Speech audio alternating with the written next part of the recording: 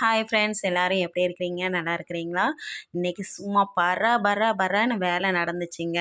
ஏன்னா நிறைய வேலை பார்த்தேன். அடுத்தடுத்த டாப்பிக்கில் பார்க்கலாம். வீடியோவில் பார்த்துடலாம் நீங்கள்.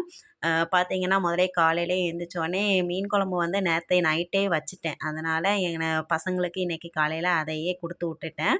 அப்புறம் மீன் வந்து ஃப்ரீசரில் வச்சுருந்தேன். அதை எடுத்து பொரித்து கொடுத்தாச்சு. தோசை மாவு பாக்கெட் தான் வாங்கியிருந்தேன். இன்றைக்கி தான் தோசைக்கு நனைய போடணும். போட்டு இன்றைக்கி ஆட்டினோம்னா நாளைக்கு இட்லிக்கு சேர்ந்துரும். அப்புறம் தோசையெல்லாம் சுட்டு கொடுத்து அவங்களெல்லாம் அனுப்பி விட்டுட்டு வீடு சைடெலாம் வந்து எப்போவுமே நான் வீக்லி டூஸு நான் வந்து க்ளீன் பண்ணுவேன். இப்போ கொஞ்ச நாளாக அது க்ளீன் பண்ணவே இல்லைன்னொன்னே தூசி வந்து ரொம்ப அதிகமாயிருச்சு. அதனால் சைடு ஒரு முடுக்கு இருக்குது, இன்னொரு முடுக்குலையும் க்ளீன் பண்ணேன். அதெல்லாம் வீடியோ எடுக்க முடியல. ஏன்னா கேமராவை அதில் வைக்க முடியல.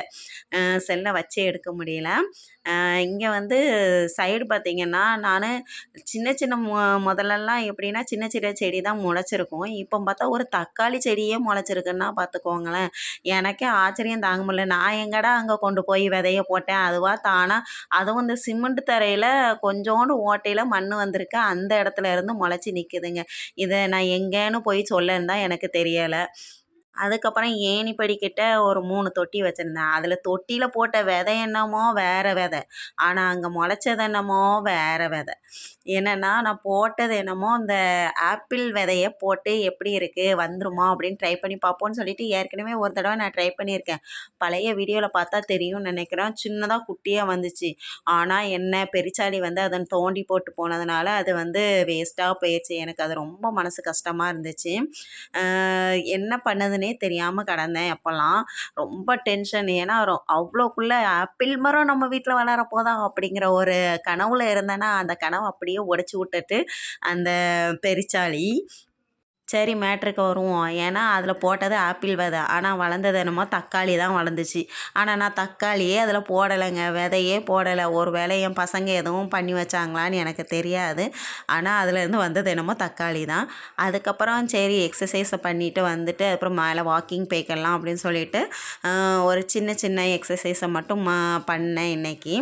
அது ஒர்க் அவுட் முடித்ததும் மறுபடியும் போய் அந்த இடத்த கொஞ்சம் க்ளீன் பண்ண போயிட்டேன். ஏன்னா டைமிங் வந்து ரொம்ப செட் ஆகாமல் இருந்துச்சு. அதனால் அந்த டைமிங்க்கு போய் பண்ணிடுவோமேன்னு சொல்லிட்டு எல்லாத்தையும் அந்த இடத்த ஃபுல்லும் க்ளீன் பண்ணி விட்ருக்கேன். அடுத்த வீடியோவில் நான் அந்த க்ளீன் பண்ணி முடித்ததை உங்களுக்கு நான் காமிக்கிறேன்.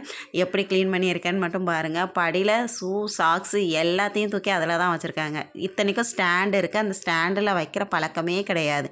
இப்போ ரீசெண்ட் டைமில் தான் என் சின்ன பையனையும் பெரிய பையனையும் வந்தோடனே ஷூவை கழட்டி ஸ்டாண்டில் வைக்கணும்னு சொல்லியிருக்கேன். அதுலேயும் பாருங்கள், என் பெரிய பையன் ஒருத்தர் இந்த ஒயிட் கலர் ஷூ இருக்குது தெரியுமா, அது மண்டே மட்டும் யூஸ் பண்ணுறது. அந்த ஷூவை தூக்கி அங்கே படியில் வச்சுருக்கான். அதை எடுத்து போட்டுட்டு எல்லாத்தையும் க்ளீன் பண்ணி குப்பையெல்லாம் அள்ளி அவ்வளோ குப்பை சேர்ந்துருந்துச்சு. சரின்னு சொல்லிட்டு பின்னாடியும் தோட்டத்துலேயும் கொஞ்சம் நிறைய குப்பையாக இருந்த மாதிரி இருந்துச்சு. அதெல்லாம் க்ளீன் பண்ணி எடுத்திருக்கேன். நாளைக்கு வீடியோவில் அந்த க்ளீன் பண்ணி எடுத்ததை மட்டும் வீடியோ பண்ணுறேன்.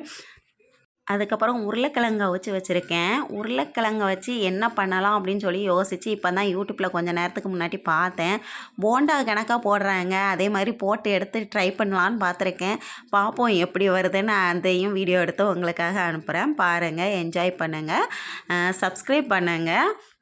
அடுத்து பாத்ரூமை கழுவிட்டு குளிச்சுட்டு இப்போ தான் கொஞ்சம் ரெஸ்ட்டில் உட்காருவோமேன்னு சொல்லிட்டு உட்காந்துருக்கேன்.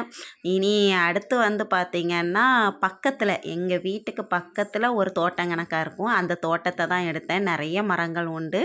அடுத்த வீடியோவில் உங்களுக்கு அதில் என்னென்ன மரங்கள் இருக்குதுன்னு சொல்கிறேன்.